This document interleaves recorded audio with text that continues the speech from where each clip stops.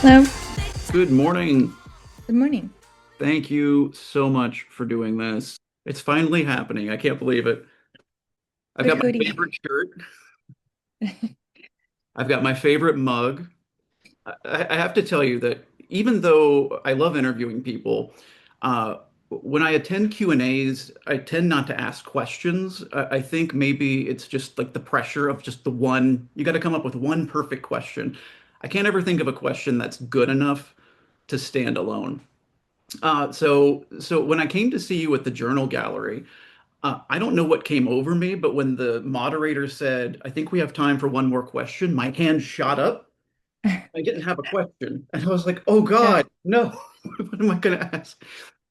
So I see the microphone being passed down through a sea of hands, and you could probably see a bead of sweat come down my brow as all I'm thinking is, don't ask a stupid question. Whatever you do, just don't ask a stupid question. And so I also have what you could probably describe as chaotic enthusiasm over artists that I love, to where I tend to overwhelm someone with compliments to the point of making them uncomfortable. So then I start thinking, okay, even worse would be showering this woman with do not sing this woman's praises. Just ask your question, think of a question, and get out of there. And so I get the microphone, it's in my hand, and I lean forward and I say, Nadia, I consider you to be the most important living artist today. And then what comes out of my mouth is, uh, I consider your work to be the peak of human creativity. So then I just black out. I black out. Now, this is for Nadia. I consider you to be one of the most important living artists today. Your work is like the peak of human creativity because it is actually dangerous. You spent 2 years in prison for work that you've done. So, my question for you is, now that you are here, and there is to some For the degree, next 24 hours. Yeah. uh, Then I go to Ukraine. being outside of Russia now, away from that imminent danger, what inspires you when you wake up in the morning, and what do you want to be remembered as an artist? As a holy fool, I like your idea of sacred clown actually a lot. I don't personally relate to clown as much, but I like the idea of holy fool, and I think we get away with a lot of stuff. And that's the reason why I am still alive, even though Putin kills his political opponents. Him and people like him, they think, oh, they're just drawing some pictures that actually doesn't change anything. And then when it does, it's too late for them to react. And so, holy fool, I guess, yes. And then what my dog, yeah, and that's the main source of inspiration these days. I want to start just by reflecting on the Venice Biennale protest this month, because I think it's the perfect example of why I hold you in such high regard. And as with everything you do, it was flawlessly crafted, down to the finest detail. And like a great film, you have to watch it twice to fully appreciate it. It is a work of art. Uh, there's so many clever clues being dropped leading up to the climax. And it's really only after you've seen the entire picture that you can step back and fully appreciate everything that led up to the finale. So I'm wondering if you could just share with me, just walk me behind the scenes of assembling a protest on this level. That is a work of art. You're so kind. I usually hear the opposite comment about my work from mostly Russian-speaking people, and I would be surprised even Russian opposition doesn't like me. They think I'm too scandalous, I guess, or too loud, attract too much attention. Like there's always something is up with you, and yeah. So thank you so much for these words. It really means a lot to me. We started preparing this action a long time ago, in the beginning of March, when it was announced that Russia is returning to the Venice Biennale, and it was pretty much a full-time job for three people plus dozens, if not hundreds, really, of volunteers who contributed whatever they can. It was a large international network of curators and artists. Some of them were representing national pavilions, and it was really brave and awesome from them. I don't take it for granted because it's risky. Once you're involved in institutional politics, the art world it doesn't forgive people who go against it. So it was extremely brave of those people to help us, to help the pastors and dancers from the performance from the Dutch pavilion joined us en masse. It was around 15 people who helped us also with the choreography. And Donovan let me start about the amazing documentators who came from all parts of Europe, Paris, Berlin. People were traveling from Prague to be able to document this performance from every possible angle. And we were preparing for a really quick performance. We thought it's going to last only maybe 40 seconds, kind of like the punk prayer in Cathedral of Christ the Savior, because the Biennale was ready for the protests, and we thought it's going to be shut down really quickly. So we prepared to get as much footage as we can in this 40 seconds. We ended up having more time, but it's always good to come prepared. I love the video of all of you sitting around a table in public in broad daylight, very indiscreetly passing around the pink flares, discussing how they work. Yeah.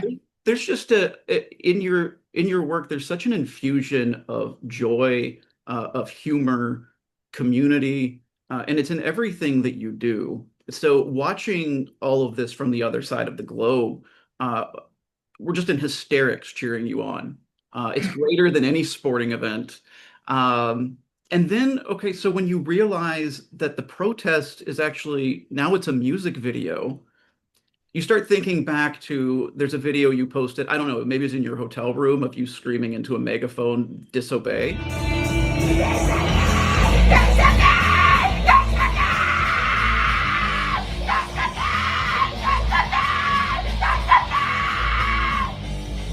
Which I Yeah. loved, but then it's like the puzzle pieces start coming together as a whole. One of my favorite moments was you and Ina in the Russian pavilion. You're dressed like you're going to war, but you're wearing fashionable sunglasses.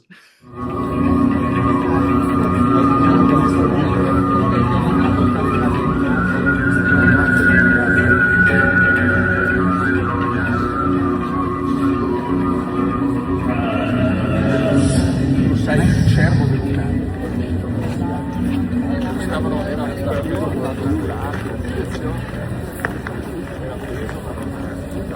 Just the simple like nod and the gesture.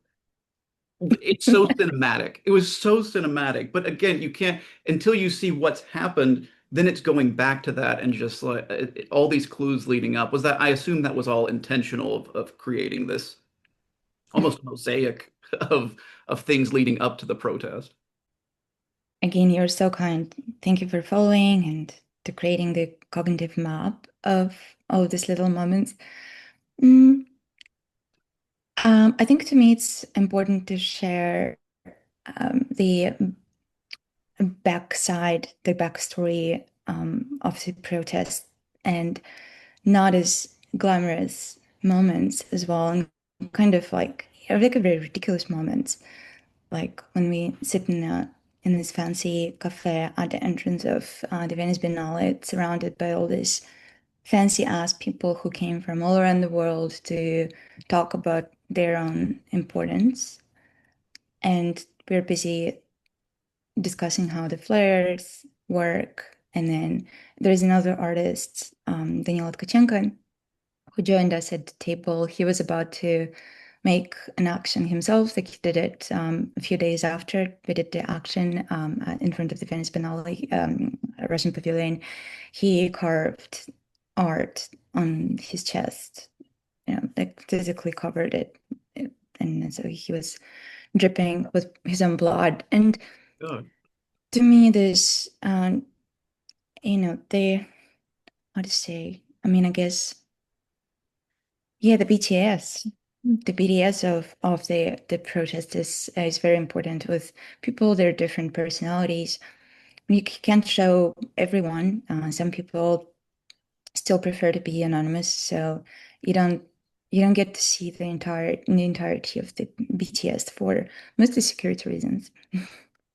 I had to screenshot your letter to President Buttafuoco, particularly signed, "Please be a real man with hope." Nadya. Yeah. I wrote a letter and we're going to pass it to President Buttafuoco, and I really hope that he will choose the path of dignity and bravery and refuse Russia's re-entry into the heart of cultural Europe. Please be a real man with hope. Nadya. Yeah, I gotta troll him. Well, he's a right-winger, right? So he believes in whatever real man means. He acts like a pussy, ironically. Well, did you ever, I don't think you could have planned this, but did you ever even suspect that they would start showing the video of your protest at the Russian pavilion?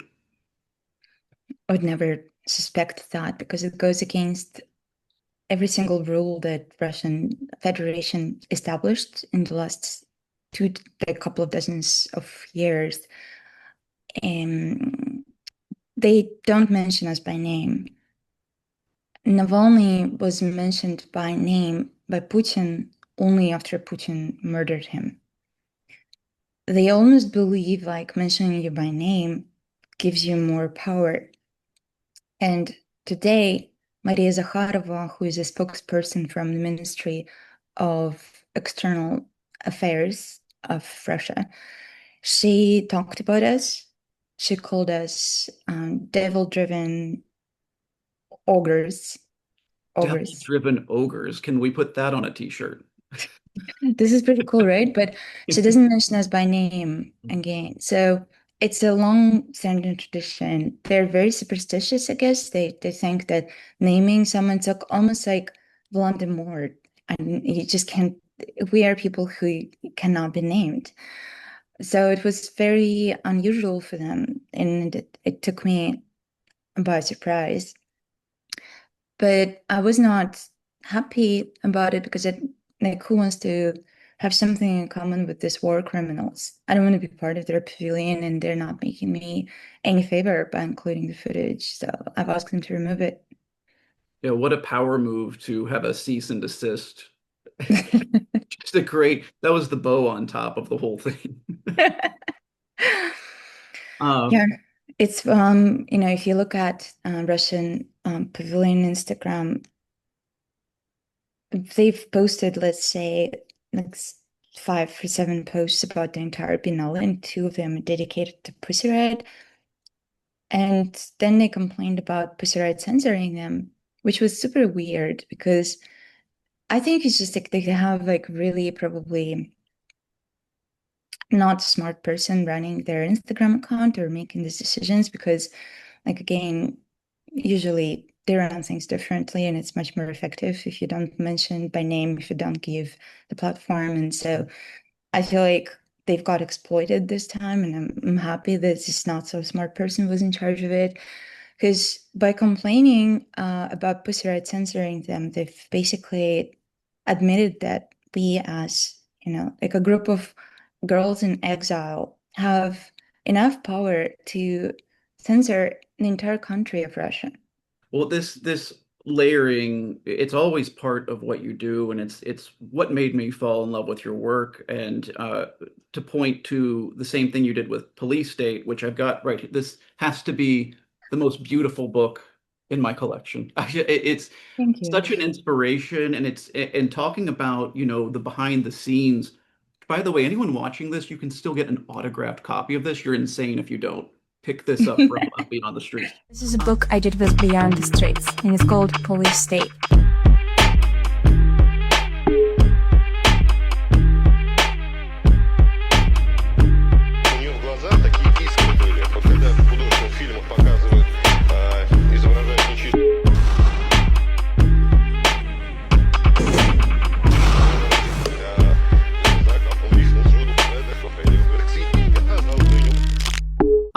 But what's so great about this is that I could not I did not attend police state, and I hate that I wasn't aware of it at the time, but it documents the making of it and really puts you there. And I'm glad that you also uploaded the whole experience on your YouTube.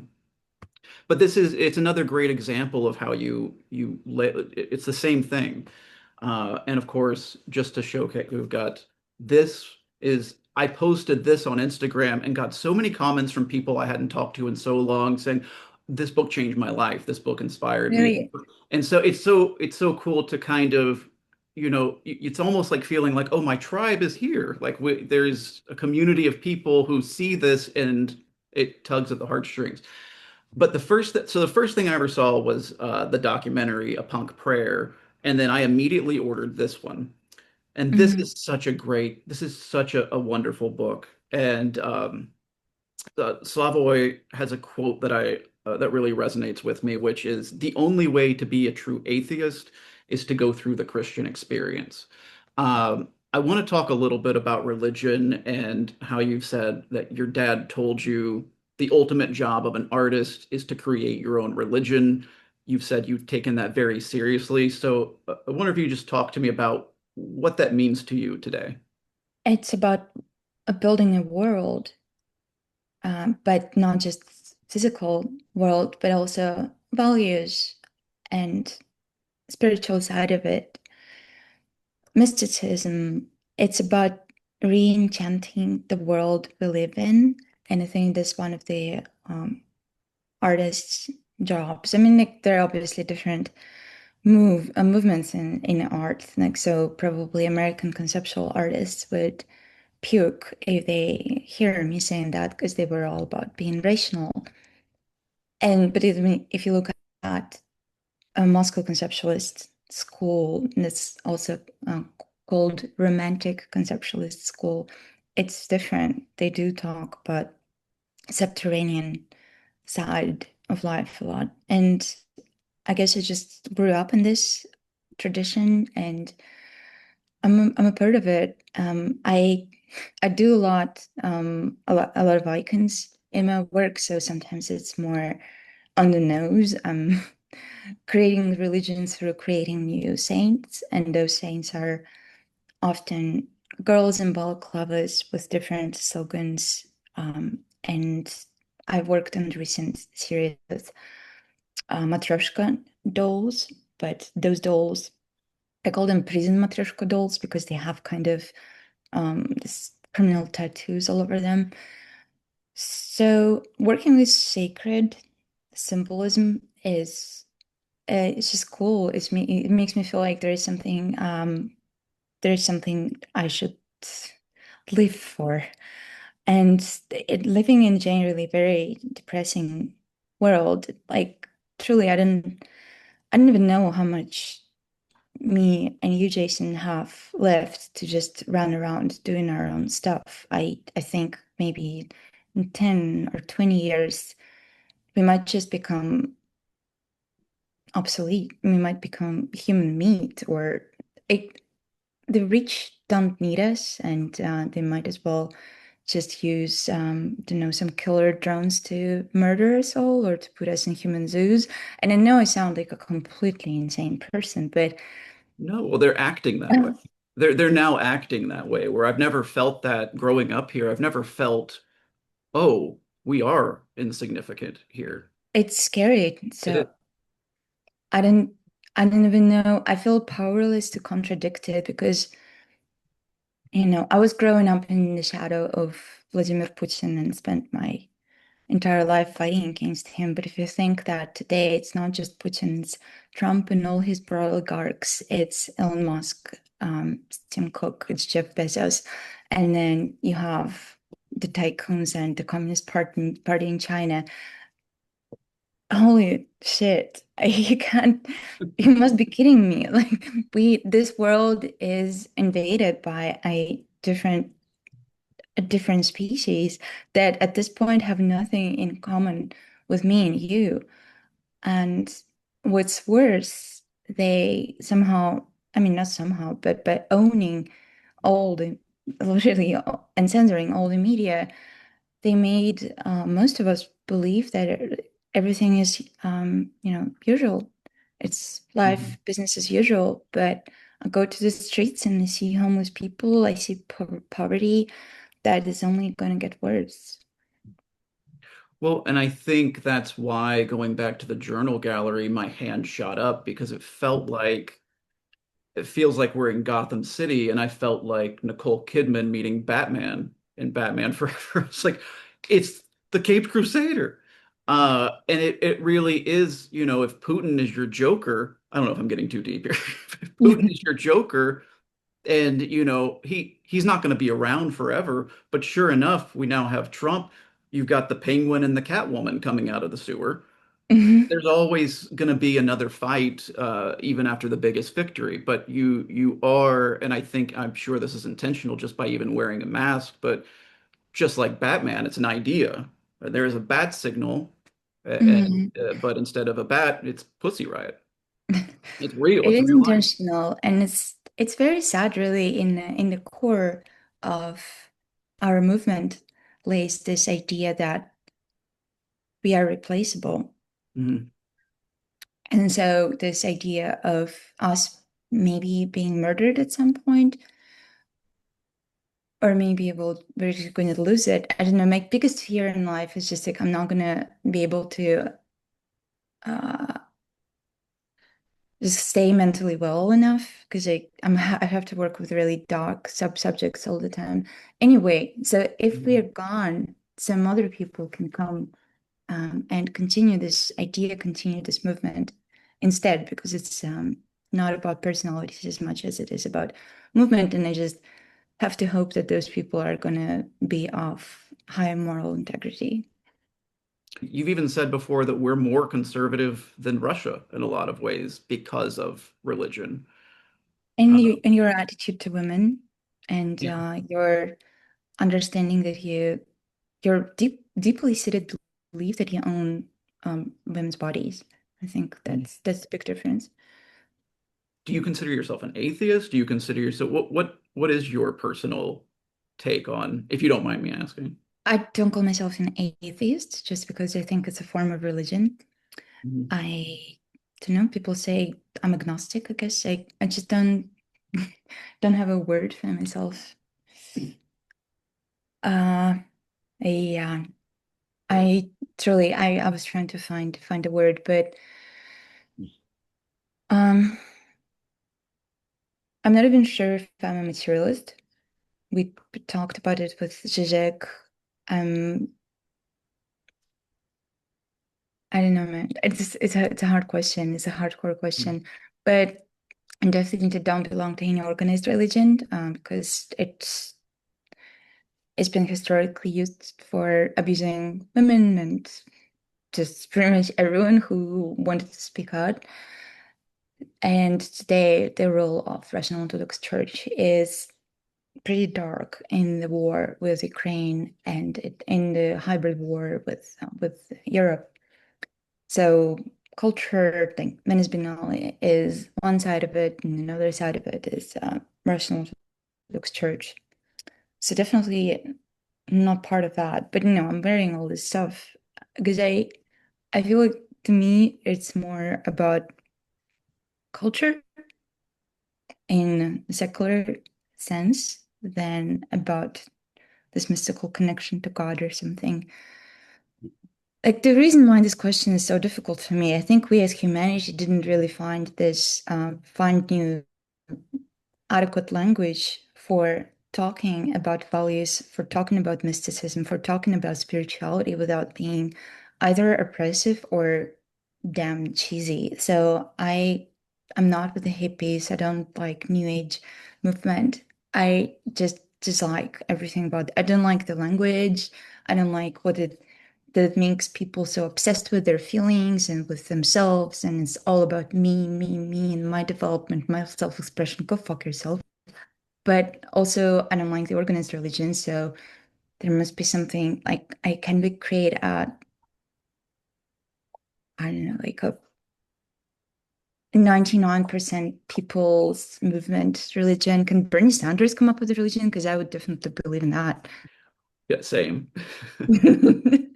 And well, you found your way onto Russia's most wanted criminal list for drawing the Virgin Mary as a vulva. So mad respect for that. That's my iPhone wallpaper.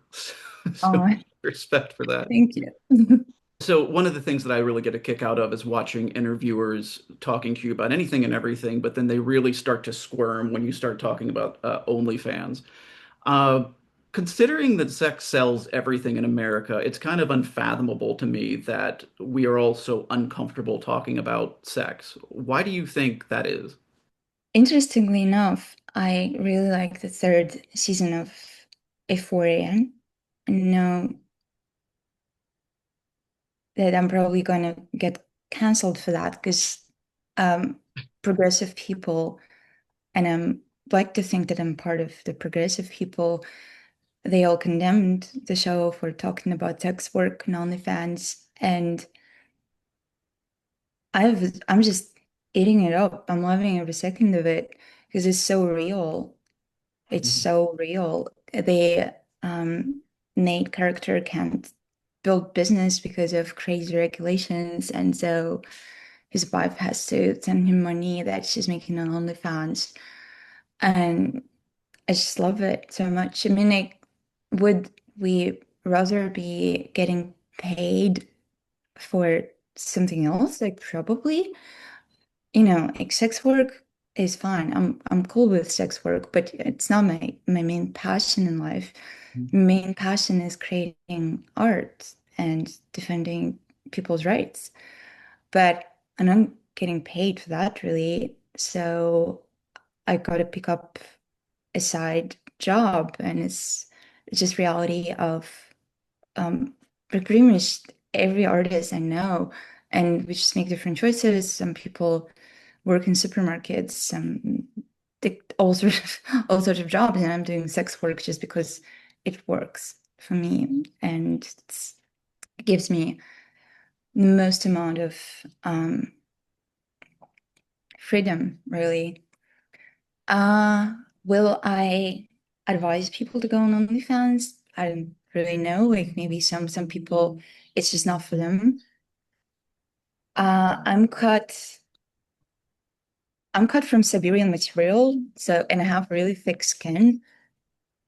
So if occasionally people say something that I don't like, that's fine. And if occasionally people call me a fucking whore, that's also fine. That's been happening with me before on the fence as well. And I think in my story, partly the reason why I've decided to step into the sex work uh, sphere, I figured that I'm already for dozens of years being slut shamed, called a whore, like all those names. And I knew deep inside that I might be one of the most conservative people of them all because I've lost virginity with the man I had a kid with. I haven't had sex with outside of marriage ever. My second sexual partner appeared in my life when I was 25. It's like I'm almost living in some old community in Utah. This is what I'm actually doing, and at the same time I'm being called a whore. So I think to me it was also a- an attempt to subvert this misogynistic language and tons of misogynistic hatred and propaganda pointed at me. And obviously I can't resolve it, but at least I can make good living off it. Mhm. Well, I've heard you say, okay, so I've heard you say in interviews, I don't want to talk, I'm sick of talking about these men. I'm sick of talking about, the darkness. I want to talk about utopia. Uh, Mm, and generally, they say, okay, we'll get to that hopefully, but let's start with Putin. And it's like, I want to hear where are you at right now with the idea of creating your own utopia? And like you said, how much longer do we have to run around doing whatever we want? How are you taking advantage of the ability to do that right now? I guess it's a good question, but it arrived too late. The hope for utopia currently dead in me. I've been really high on trying to create this project. It's called 100 Utopias, 100 Rituals for 100 Utopian Futures. And it was so hard to make that happen on every single level, like to explain to people why I'm making it. And there were things like childish stuff, like can imagine the future where the money will actually grow in the trees. Imagine the future where cancer is solved. Imagine the future when people don't have to work to prove their not to work, but the wage work. They don't have to sell their labor in order to prove their how you call it, value, right? But people just were not really on board with anything utopia, and nobody had time, nobody had funding to contribute, and I just gave up. So I don't really think about utopia anymore because the world just doesn't have any appetite for it. And I'm superhuman, but to a certain extent, I can't go against the current. So if people don't give a damn about utopia, well, I guess me neither.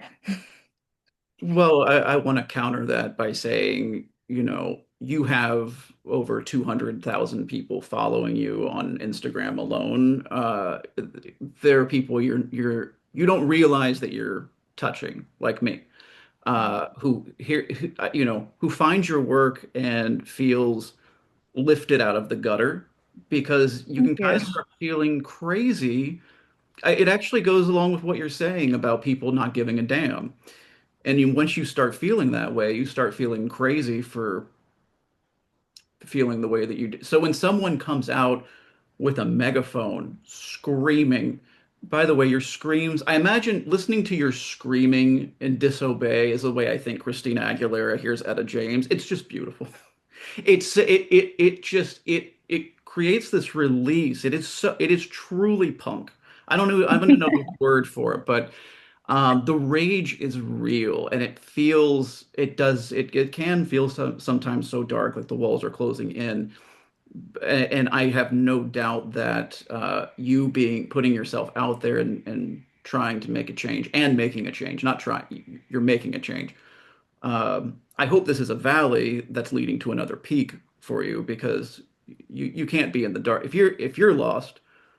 I mean, and that's the point of community, right? It's just we keep lifting each other up. But I'm shocked to hear that this is not something that people cling to because we need it. We need utopia. We've been living in the sewer for far too long. Yeah. Well, it isn't sexy. It doesn't sell, and it doesn't mean money. It doesn't talk to people for some reason. Like if you talk to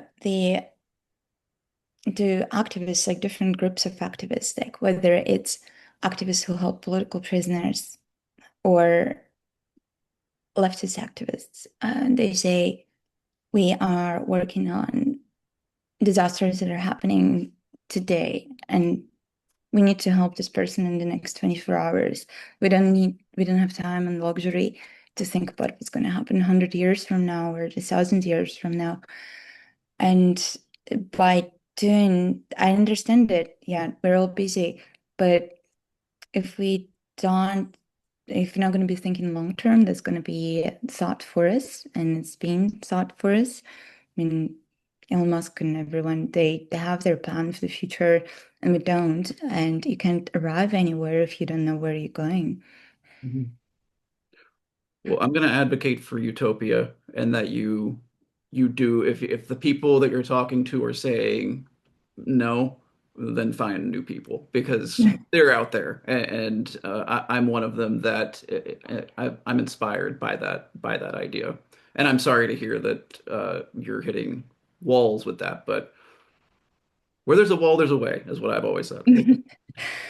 Thank you. It means a lot. Yeah, I remember I've talked about building, like what about if it's what about us thinking about the moon or Mars, whatever, any planet, just you name it.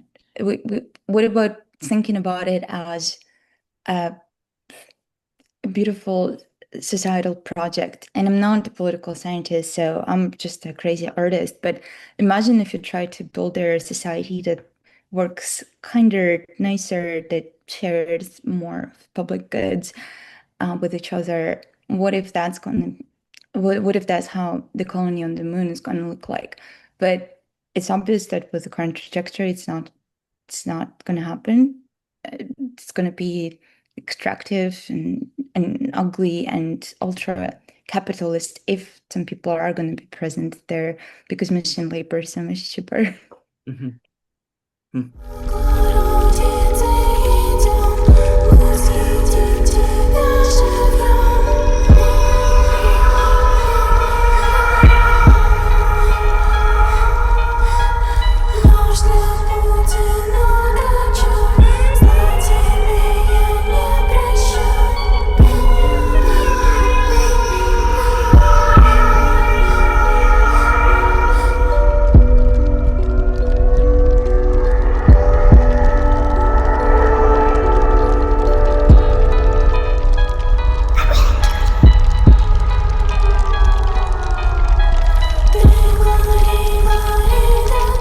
Do you have a letterboxd? My daughter has a litter box. Not litter box, letter box. A litter box and a letterbox. Yes, yes, both of them. What then are just a few essential movies for you? Uh, I don't remember how this movie's been translated. Okay, let's do some Buñuel, Fellini, and something that's like super pop, like V for Vendetta, and surprisingly, the first Joker. Um, but a lot of people are going to be hating me for mentioning those two more blockbuster type films, but I thought they were very useful. I wanted to burn police cars when I got out of the cinema watching Joker. And it was really sad that it didn't lead to those results. But I had almost like an orgasmic feeling after I watched that one. And I think it's kind of fun that Hollywood still allows to make films like that. И она без с умом такая, направляющая все. Группа Pussy Riot? Феминистская фан-группа. Культуры такого это никогда не вызывало понимания. Переваливаюсь. Цель как художника. Цель всегда менять в человеке хоть что-то. Поскольку зацепили верующих людей. Нет, появляются люди, которые оправдывают это кощунство. Ибо нет у нас будущего, если перед святынями великими мы начинаем глумиться. Это место должно быть занято женщиной. Для заключения было бы поосторожнее, изменились не отпали, да узнавать его. Чем сильнее государство давит, тем больше противодействия. Она исполнила лайки Virgin. Почувствуйте с нами запах свободы. Okay, my last question, and then we'll close out. If, let's say, Movieland Video was a real store, it's not, it's just my apartment. But let's say it's a real place, and I asked you to carve onto the wall a message to leave behind. I have a wall of fame, you're going to just put something on it that stays forever. What is the message that you want to leave behind that would stay carved into the walls? Rebellion is alive. Hell yeah. Yeah. That's going at the center. That's going to You be know the what center. I really loved watching this recently? Andor.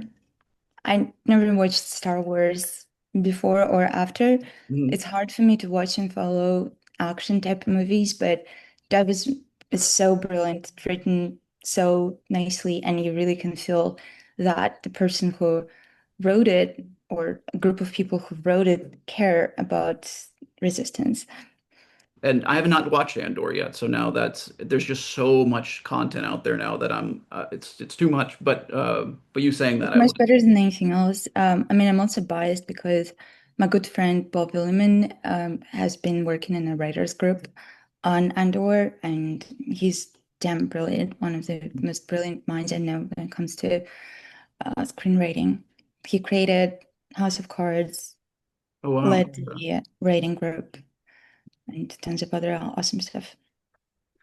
Beautiful. Well, I can't wait to watch it. Um, I guess last question. I love. I know I already said last question. I promise this is the last question. But I love the tattoos that you have. Uh, it's. I love that you're covered in your own art. Uh, what is? Do you have a favorite tattoo or a most personal tattoo or one that is, if you could only keep one?